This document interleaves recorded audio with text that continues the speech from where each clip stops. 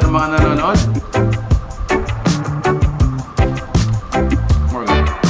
Oh, look at this.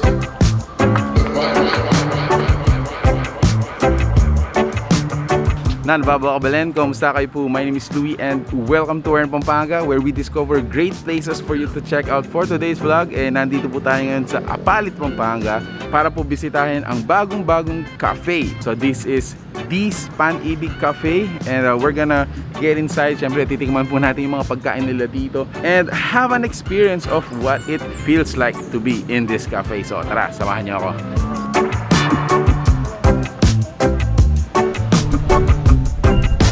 This is how it looks like inside this cafe. If you notice, you have like 4 or 5 tables.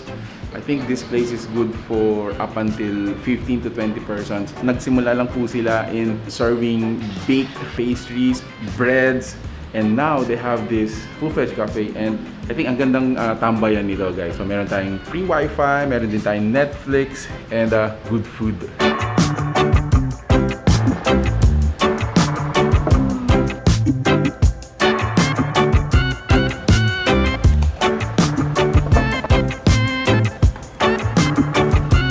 Nagpapasalamat po kami kay this Pan-ibig Cafe for being such a generous host for this vlog. Tingnan nyo naman table natin. Sobrang dami po ng kanilang sinerve. Considering ako lang titikim nito, guys, ha. So we have pizza, we have fries, we have nachos, we also have some cinnamon bread, banana loaf, at saka macaroons. This vlog is gonna be very unique. So while I'm vlogging, meron din tayong live video dito. Umpisahan natin dito sa pizza nila cause sarap sa pizza is habang mainit. Looks like an overload pizza. Yan, mayroon tayong pepperoni, onion, ham, of course may cheese, some mushroom, and pineapple. Oh wow! For a price of 199 pesos. Shareable up until 3 siguro. 3 to 4. Boss Louie, shout out naman, sabi ng Melly Season. Hello Melly Season! Gustong tingnan yung kanilang salted caramel. So let's give it a shake. If you're from Apalit, yan. So napakalapit ko lang po. So trying out for the first time this salted caramel. Ayan.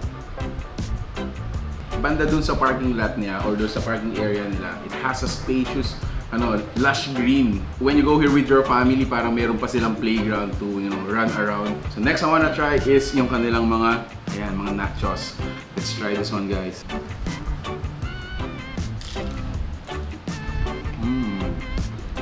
More, guys. Oh, look at this. Finger food or mga appetizer is this French fries right here. So again, we have this is an alternative dun sa natin, kumbaga corn-based na cracker.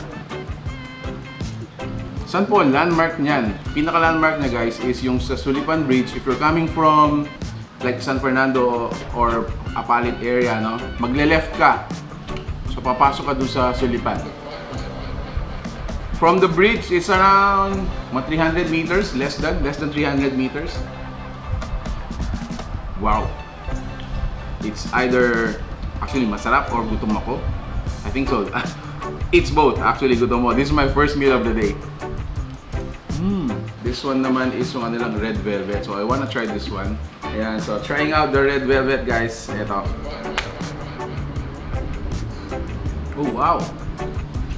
I like this. Ano yan? So yung mga macaroons naman natin, ayan. Macaroons. Pa-shoutout po Ate Jocelyn Arizo Obra from Ashley Obradillo. Kayo yan? So kasama ko pala sila yan. Shoutout po sa inyo. Additionally, guys, meron silang mga cinnamon bread. So again, let me mention them. Meron tayong plain. Ito meron siyang cream cheese. This one, cream cheese with Oreo.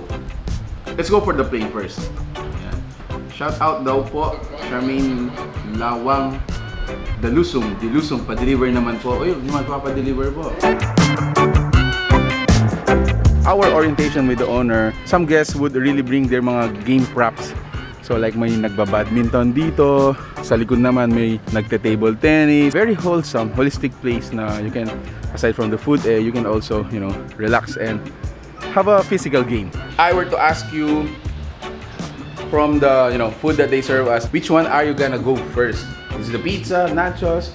Ako siguro ito, cinnamon bread nila. This is another option for you to check out dito po sa Apalit Pampanga. This is this Pan-ibig Cafe. If you like this video, please give it a thumbs up, share it with your friends, and make sure to follow them as well. Thank you so much for watching. We're in Pampanga.